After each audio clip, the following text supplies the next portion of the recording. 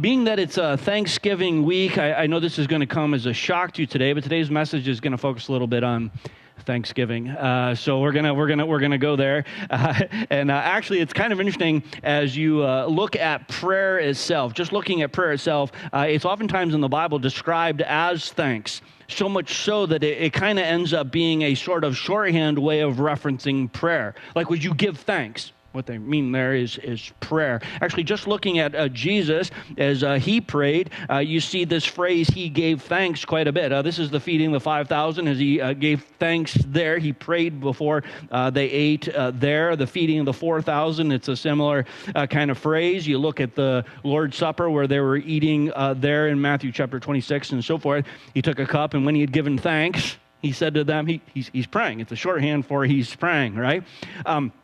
And then Paul, when he records the same thing later in 1 Corinthians 11, says the exact same thing, again, quoting of Jesus.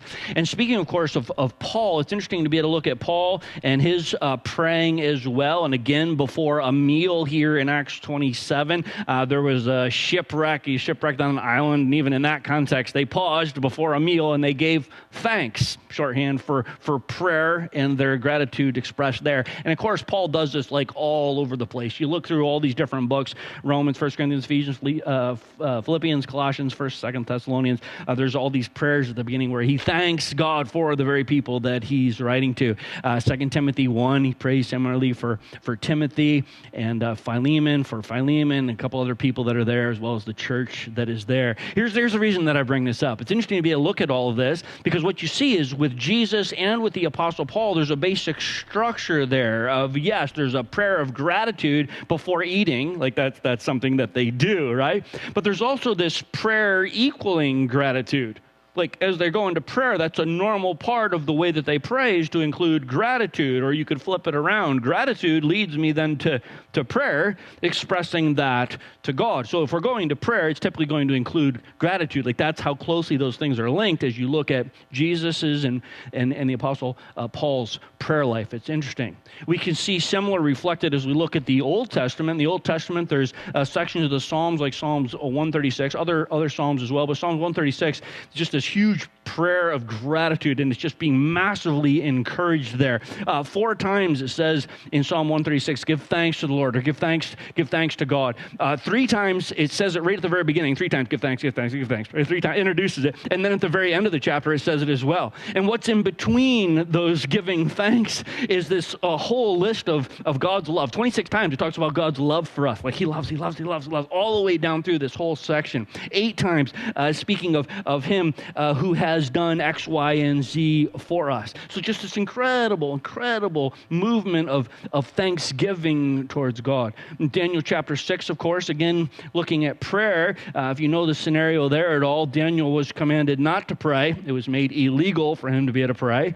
And it says that he went, as his usual, and prayed 3 times a day. And we're going to make this illegal. That's fine. I'm going to still do what God has called me to do. And he goes to prayer. And he gave thanks, it says. Even under that kind of pressure, it says he gave thanks to God. It's interesting. We could go on and on, of course, talking about the connection between prayer and gratitude. But the Bible stance, both in the Old Testament as well as the New Testament, is basically this. There's this connection between thanksgiving and prayer. It's a core aspect of prayer. And that's true. That's true. But here's the deal. Here's the problem. With Thanksgiving for some of us here today, coming up here on Thursday, the problem for some of us is that we aren't thankful. And I understand why. For some of us, we're heading into Thanksgiving this Thursday, not with a heart full of gratitude, but with a heart full of pain and bitterness over all sorts of different things. All sorts of things in our life that are off, things that are not good. Bad stuff has happened to us. Maybe our job is really messed up right now. Or we're looking for a job and can't even find a job. Or maybe our marriage is really messed up right now. Or maybe we're single and we don't want to be single. Maybe we've got some health issues that are making life super hard for us right now. Maybe, like on and on it could go, all the different scenarios that are pressing in on us that are hard. All sorts of challenges that time themselves just right for us, where we're heading into the week of Thanksgiving and we're not really feeling it. We're not really that thankful.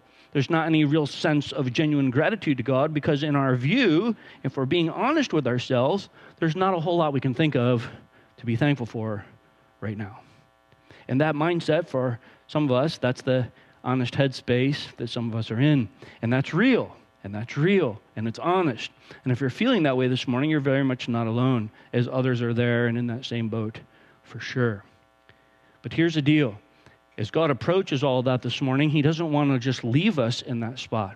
He doesn't want to leave us just sitting and stewing over all the problems and all of the hard in life. And actually, a great deal of the Bible is spent speaking to that very thing.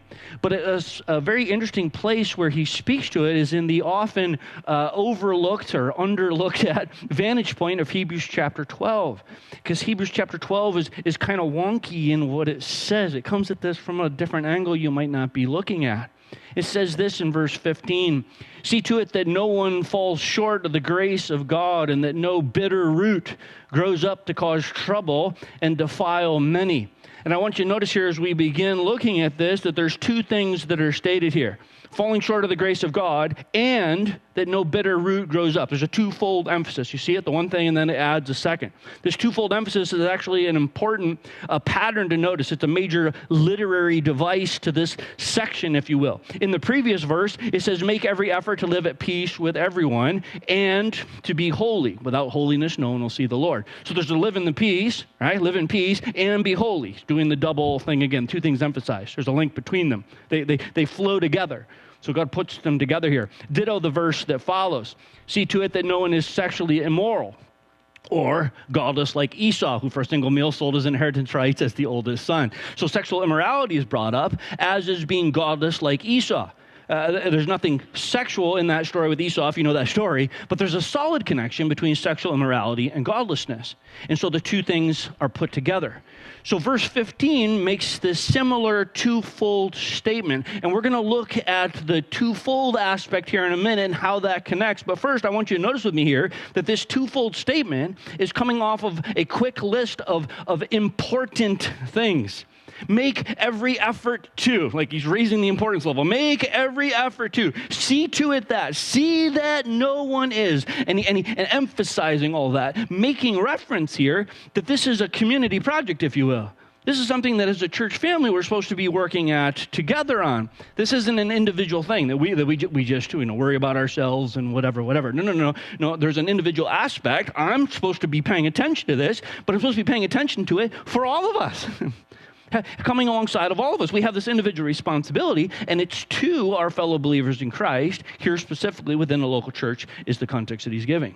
So make every effort to see that no one is, see to it that no one falls short of the grace of God, and that no bitter root penetrates deep into heart, deep into my head, deep into my thinking. Make sure no bitter root grows up, becomes fully mature. When a root takes deep root and gets fully mature, what happens? It grows up into a full-blown stinking tree. And it's enormous, the impact of a healthy root, if you will. Make sure that a bitter root doesn't grow up to grow up into trouble, all kinds of troubles in the way I view you, and then that view that I have of you then impacts that relationship we have with each other. And there's that turmoil that causes them between us, but then that spider webs out and gets wider and wider and defiles many, it says. That bitter root damages all kinds of things, not just me and not just you, but it damages those that are around us. That bitter root, it just spreads, and it spreads rather quickly. But such is the nature of bitterness. Bitterness, once rooted in our hearts, bitterness never stays contained. It always spills over. We might think that our bitterness impacts no one but us, but the reality is it impacts everyone around us, which is part of the reason this section began with this call on all of us to look out for each other on this, to see to it that no one here in our church develops bitter roots. There's church community and there's working together on this. Actually, earlier in the same chapter here, we're in Hebrews chapter 12. You look back up at verse 1. Verse 1 says this, therefore, since we are surrounded by such a great cloud of witnesses. We, this community again, speaking of us together, we're not alone in any of this. And we're not alone in that there's people that have gone before us as well. There's not just people here immediately in our church, but there's Christians that have lived in other time periods, people that have gone before us. The witnesses that he's making reference to here, he actually lists out in chapter 11, the chapter prior to this. If you're familiar at all with the Bible, this section of the Bible is generally referred to as the halls of faith. This list of who's who, if you will, and people who have stepped out on faith and put their faith and trust in God and done what he's called them to do. By faith, they went and did this. By faith, they went and did this. By faith, by faith, by faith, and they went and did all these different things. That list is there. And in that list here in chapter 11, if you go back to it, there's two distinct features that you see in that entire list. Two distinct features that you see. The first distinction is that you see that all those people are looking to the future hope that is in God. They're looking to the future hope that is in God. For instance, in verse 6, it says, and without faith, it is impossible to be able to please God, because anyone who comes to him must believe that he exists and that he is a rewarder of those who earnestly seek him. Rewarder of future things. We're looking future. We're not just looking at the lens of everything being in the here and the now, but looking at some future things. In verse 8, by faith, Abraham, when called to go to a place he would later receive an inheritance, looking down the road, he obeyed and went, even though he did not know where he was going.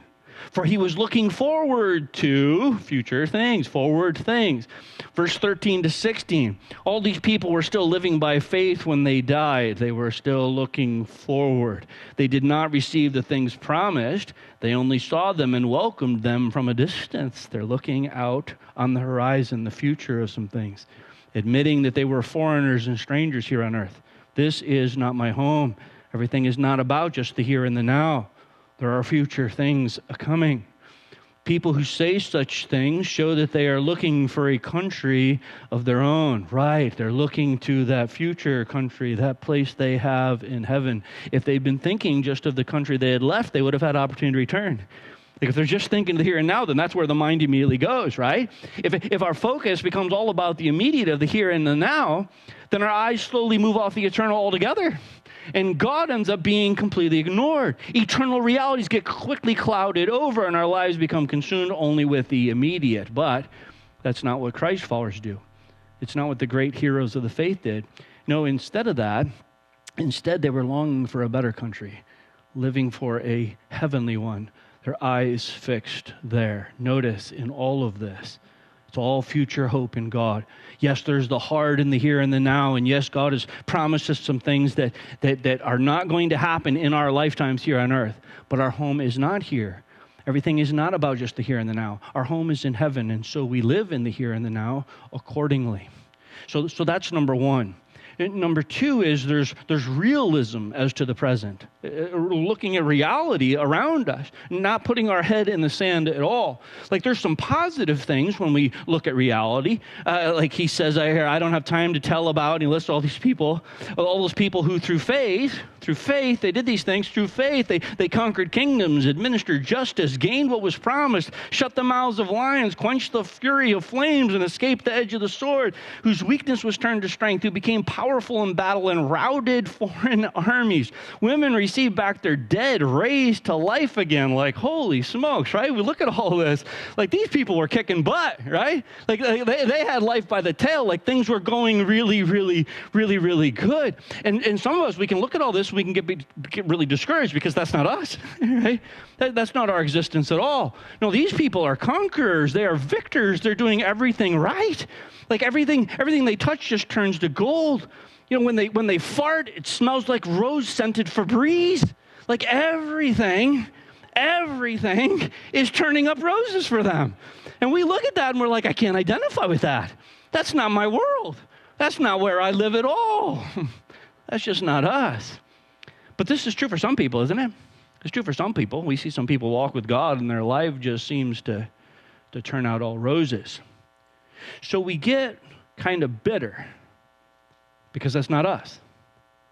But notice with me here that Hebrews 12 isn't done. It continues. It shows us the flip side of this. As yes, there are some positives, but there's also some negatives. There's also some negatives, as in, we just looked We looked at last week with Habakkuk, right? God doesn't expect us to put our head in the sand and not see the realities around us and the fact that everything doesn't always go swimmingly. So take a look at how this verse ends. This is what we just looked at, all this positive stuff. But notice the way this verse ends. But there were others who were tortured. Not everything goes roses for everyone. This is some people. But for others, there were others who were tortured, refusing to be released so that they might gain an even better resurrection. Oh, this is interesting. This brings up a very huge historical reality. Throughout church history, there's been time periods where people have been called to recant their faith in Jesus. Like say you don't believe in Jesus, say you don't believe in the good news of the gospel of Christ, like just deny all that and you'll live. If not, we're going to beat the snot out of you, or we're going to kill you. Like that has been a thing at different times throughout church history. If they choose to follow Jesus, their lives will get remarkably worse, not better. In the short term, in the temporary here and now, life would get much worse, not better. Some faced jeers and flogging and even chains and imprisonment. They were put to death by stoning. They were sawn in two. They were killed by the sword. They went about in sheepskins and goat skins, destitute, persecuted, and mistreated. The world was not worthy of them. They wandered in deserts and mountains, living in caves and in holes in the ground. These folks did not have the Disney lived happily ever after type existence here on earth at all. And yet they put their faith and hope in God. They looked to the future with some things, not resting everything on the here and the now and the exacts of every moment here.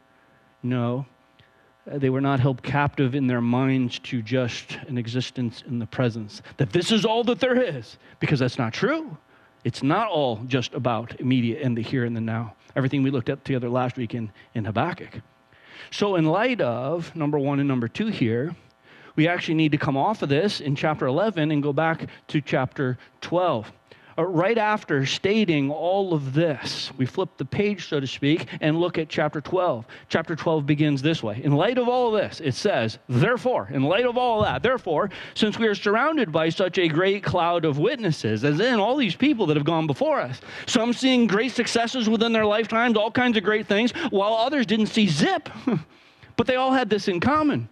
They were laser focused on God himself and on the future that he was laying out for them, so they kept serving him, laser focused on God and on his calling for their lives. Therefore, since we know about all of those people, we have that in our past, we know of those people in the past, we then can walk forward in our own lives with boldness, knowing that we're not weird or that this some kind of bad stuff going on in our life means that we're doing something wrong. No. We actually stand in very good company in living out our lives for Jesus. Therefore, since we have all those people in our past cheering us on, so to speak, let us throw off everything that hinders and the sin that so easily entangles us. Yeah, there's the sin stuff that messes with us. It tangles us up in all sorts of things, so we don't want to deal with that. We don't want to mess with any of that. But there's also the other nonsense stuff that can slow us down. So we want to ditch all of that as well, and we want to simply run. We want to run. Let us run with perseverance the race that is marked out for us, as in each of us have our own race, you might say. Each of us has our own different set of circumstances that we're dealing with.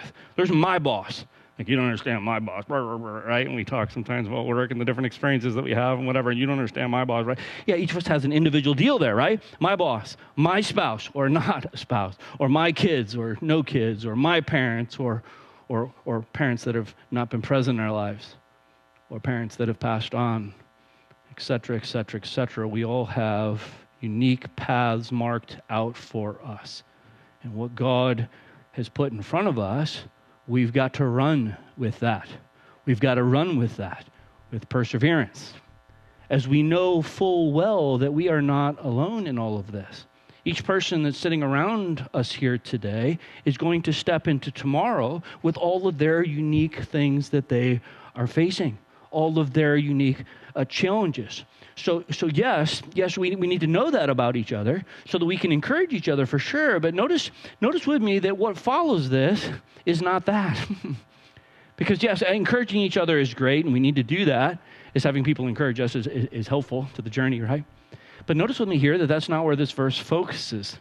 It doesn't focus us on ourselves nor on the encouragement of others, but rather it focuses us on Jesus.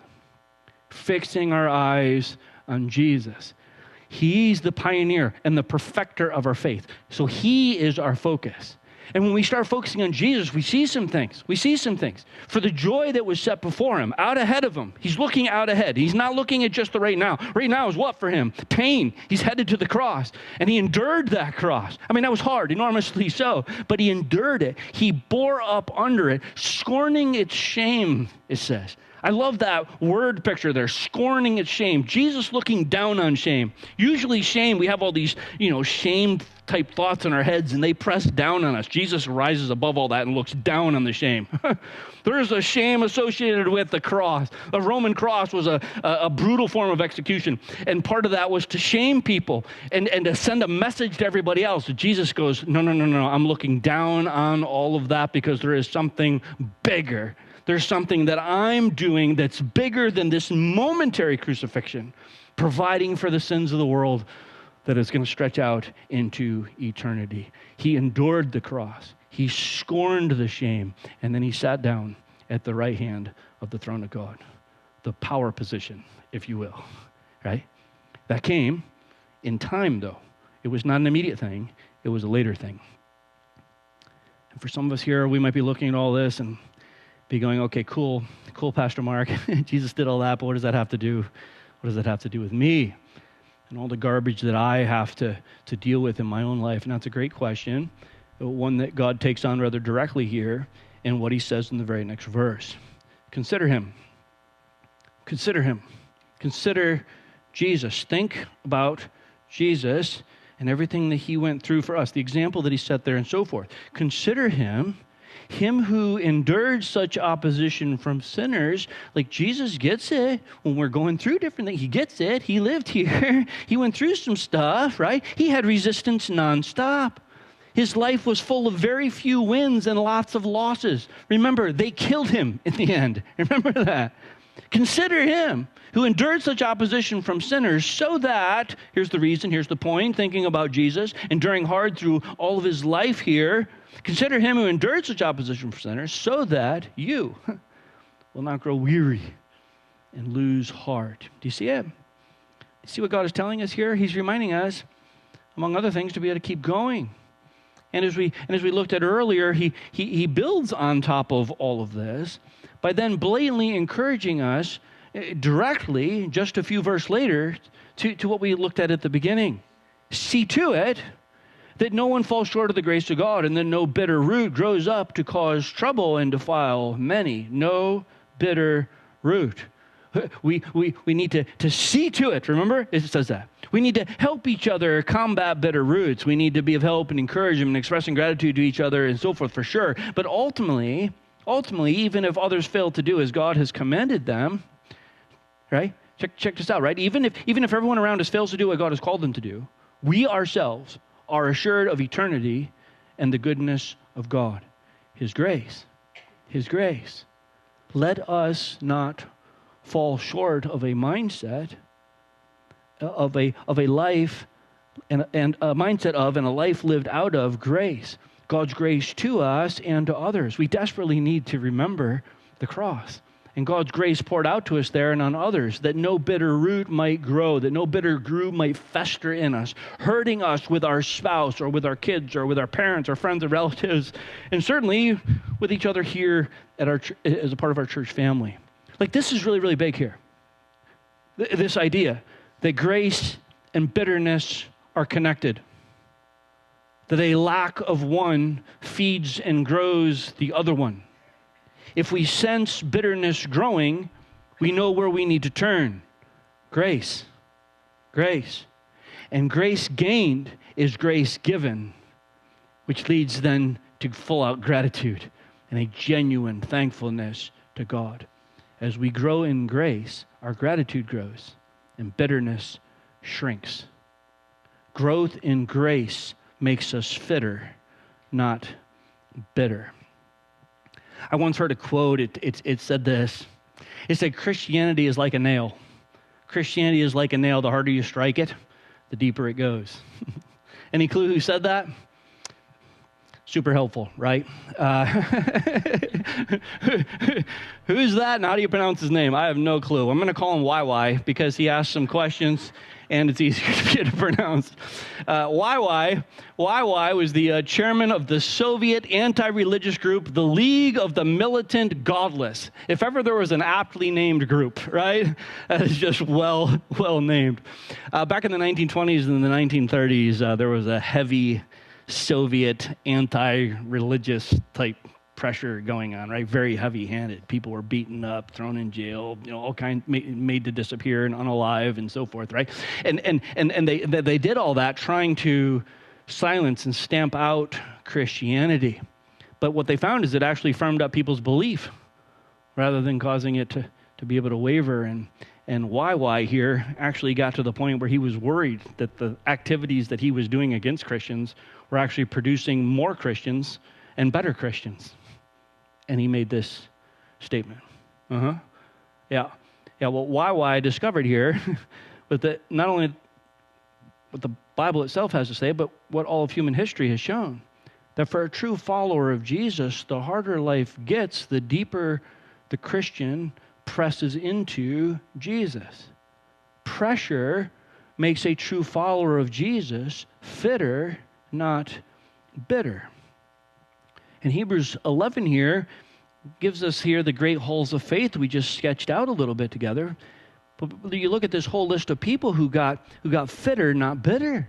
Like their faith grew and their walk with God was stellar, even in circumstances that were horrible. But we don't have to look back that far, right, to be able to see other stories where we could look at more modern people, if you will, who've grown fitter and not bitter. And I don't know about you, but like I enjoy reading different missionary stories where over the years various missionaries have gone to this and that mission field, and God is just, you've seen, thousands of people, in some instances millions of people come to know Christ. It's exciting to be able to read those stories and hear how God uses those people. But not as many stories are told or books written by missionaries who serve just as valiantly, just as sacrificially, and yet they experienced no success. They only experienced hardship. Those missionaries could get bitter, but in researching their stories, you'll find that for most, they only grew fitter, not bitter. As grace grew, not a bitter root. For instance, Alan Gardner. You probably have not heard this guy's story. It's interesting. I bumped into his story and started researching and stuff. It was just fascinating to be able to learn about his life. And for fun, I typed his name into ChatGPT. I wanted to see what ChatGPT knew about this guy. And it was kind of interesting. Here's the very first thing ChatGPT said about his life. Here's the first thing it said. Alan Francis was a missionary who starved to death. Thank you, ChatGPT. Very, very succinct, but actually pretty good summary. That's exactly what happened. Alan was a missionary from UK, and he ultimately died in South America at the very southern tip on the south side of the Strait of Magellan. Is where he was seeking to go and minister to people there, and ultimately died here. Quoting from an article in the UK, I'm just going to read this and put some stuff on the screen, but quoting from this article, it says, for more than 17 years, he and often his family with him traveled all over the place. And it is hard, however, to find evidence of any lasting effect that his efforts might have had on the indigenous populations whom he sought to serve. What hindered his hopes was the sheer distance and danger of travel. His journal is a catalog of disasters encountered during his frustrated attempts to reach the tribespeople whom he wished to meet. He rarely arrived at his planned destination, and when he did, he was seldom able to remain long enough to be able to achieve any lasting success. Sounds like maybe how some of us feel sometimes today, right? Lots of big plans, and we work really, really hard at those plans only to see them all fail. Like that was Alan's entire life. On his final missions trip, when they left the big ship, they had a giant ship that they sailed across the ocean with, and then two smaller vessels. Couldn't get the bigger ship across the reefs and so forth to be able to land well, so they would park the boat out, if you will, launch in two smaller boats. But then they had trouble getting the boats back. They had shipwreck. They had all kinds of problems. But they oopsed.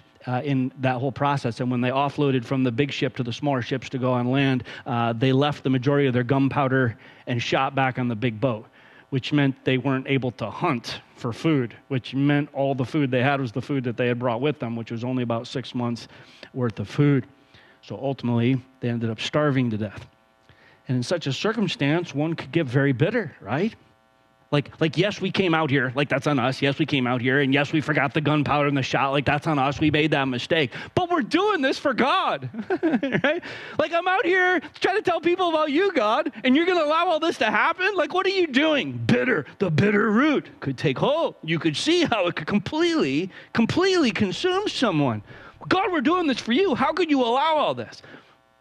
But instead of that response, all of these men died. They starved to death without resorting to cannibalism and without any bitter root springing up in them. Said succinctly, they became fitter, not bitter. And we know all of this because Alan kept a diary. He actually gives us a blow-by-blow account of what happened as it was happening. And in that diary, there isn't even a whiff of any sort of bitter root, not a word. His final entry, written just 6 weeks before help arrived. 6 weeks? It's more bitterness, right? Like, if they'd hurried up just a little bit more, right? 6 weeks. We missed it by 6 weeks. No bitterness. In his final entry, written just 6 weeks before help arrived, it was this. Here's what he wrote. Check out this man. This man whose eyes were so fixed on Jesus that despite his horrible circumstances, having failed his mission, seeing his friends and ministry partners die, while knowing full well he was about to die, his last words remain not only bitter root free, but oh so grace filled. Here's his final entry, September 5th, 1851. He writes, "Great and marvelous are the loving kindnesses of my gracious God to me." What? Wow. He has preserved me hitherto. I'm alive. And for 4 days now, although without bodily food, without any feelings of hunger and thirst. In other words, I know that I'm starving, but I'm not feeling it. I'm neither hungry nor thirsty. And this is his final entry into his journal before he dies. And with this entry, the entire entry is filled with praise and gratitude to God for his grace and for his kindness. Like, that's incredible. That's incredible. But such is the great cloud of witnesses who have gone before us. Oftentimes, we feel as if we're the only ones to have ever walked the planet and ever had some of the struggles that we've had. But we're not alone. And this is doubly true for followers of Jesus who are tempted to allow that root of bitterness to be able to grow instead of growing in grace, growing fitter, not bitter. And Alan here reminds us that we are not alone, and that despite the worst of circumstances, we can still grow fitter, not bitter. This was Alan's last official entry, but he did write one more thing. Steve Jobs is taking some notes, right? There's one more thing. This was his last official entry, but he did write one more thing in his journal. He scribbled, at the end of his journal, he scribbled a letter to the last surviving member of their group. And so here's what Alan wrote, his final words under horrible circumstances, facing death head on. Having concluded that the other 5 of their traveling partners had all died, they had split. For some background, the 2 boats that came in, the one ended up beached and kind of destroyed. They were able to use part of all that for a shelter, and they found shelter in a cave somewhere else. So the troop was split for shelter. And so he had concluded, though, with people coming and going, that these people had died, and they had been able to visit some, and then travel limitations happened, blah, blah, blah, blah, blah. But they concluded here at this point that the other 5 had all died. And so Alan writes to the last other surviving person. And I want you to notice what he wrote. Notice with me the incredible eyes fixed on Jesus things that are happening here. Fitter, not bitter. The fitter, not bitter nature of what he writes. Alan's final words, here's what he writes. My dear Mr. Williams, the Lord has seen fit to call home another of our little company. This is the Lord's prerogative. This is the Lord's timing. The Lord has seen fit to call home another of our little company. Our dear brother left the boat on Tuesday at noon and has not returned since. Doubtless, he is in the presence of his Redeemer, whom he served so faithfully. Wow. Yet a little while, we're going to die as well. Yet in a little while and through grace, God's grace sustains us straight through to eternity, where we may join that blessed throng to sing the praises of Christ throughout eternity. What a picture he paints for us here.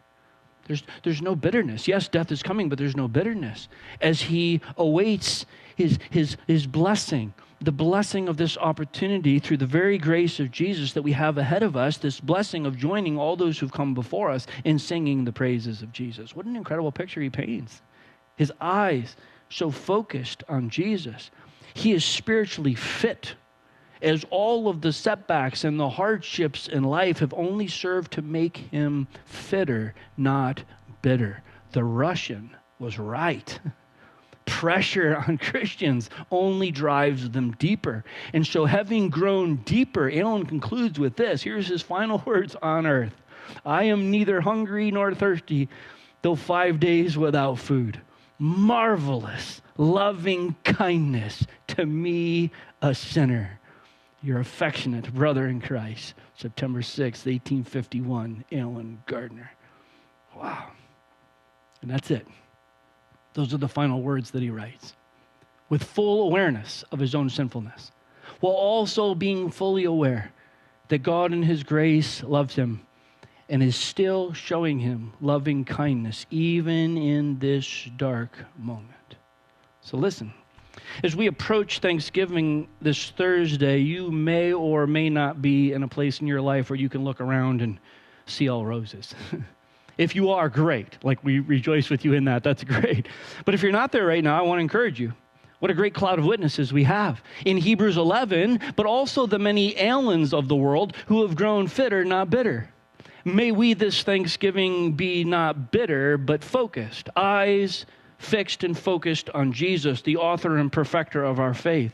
May we grow in grace, that bitterness not take root in us, nor spread through us to others. May we join those in Hebrews 11 and 12, and may we join the Ellen Gardeners who's lived before us, being full of grace, praising God for his marvelous loving kindness to me, a sinner.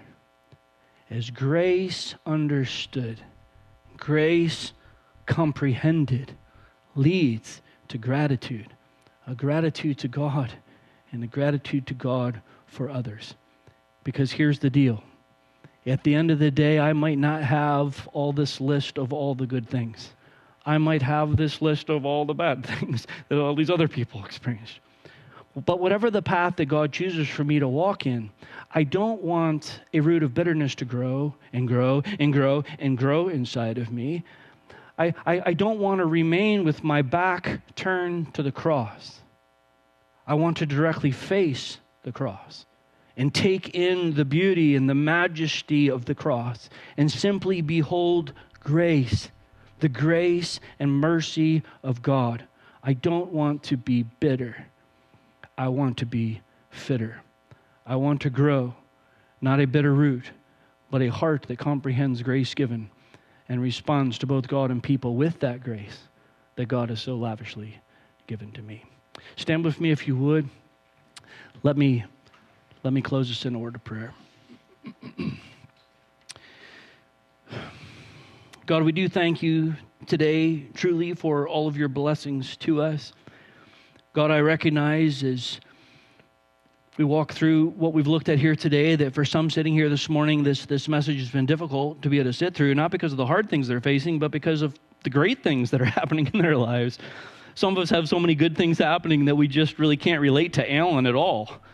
God, if that's us this morning, help us to be humbled by not only Alan, but also by those others in Hebrews 11, that second distinct group of people, but both those groups of people through whom you're working through, God. If they're keeping their eyes focused on Jesus, the author and perfecter of their faith, there is good and eternal things. God, for those who've many obvious blessings today, help them to be grateful for all of those things. And God, for those among us who've had lives that have been more like Alan's, where literally nothing in life has ever gone quite according to plan.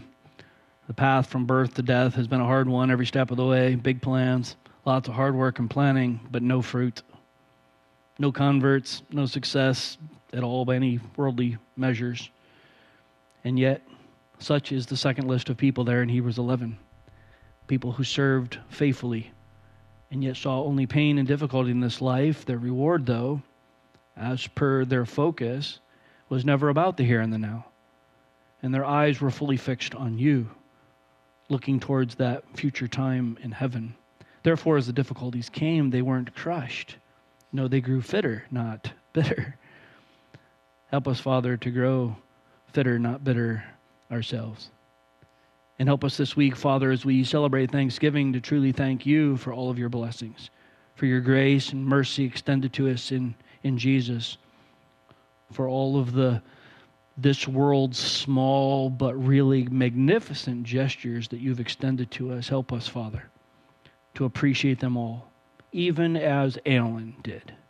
May we, like him, may we be full of praise this week, hearts full of gratitude for all that you have done and to continue to do for us.